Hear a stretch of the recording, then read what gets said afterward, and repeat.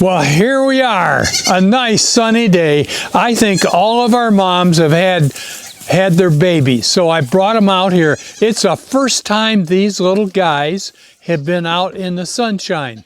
They've been in the barn all the time, and they are so happy to be out jumping around in the sun. They're just like you kids at home. They love to be free.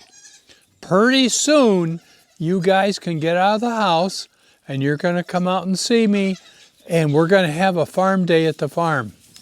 But I'm going to dedicate this session to my grandson, Riley. You know, Riley, he's now in the Marines. He's 19 years old. He's stationed in Camp Lejeune. And guess what? They've got the Marines boxed down just like we are. They can't go out of their room. But he's waiting to get sent over to Italy for his deployment, but they won't let him go because of the virus. But the reason we got goats is because of Riley. When Riley was 10 years old, I took him to the Shiawassee County Fair. He fell in love with these goats. Now, our goats are called Norwegian dwarfs, and some people milk these guys as little as they are. But they're such a cool animal. I'm just going to let you guys watch these goats run around and jump in the sun for a while. Thanks for watching us.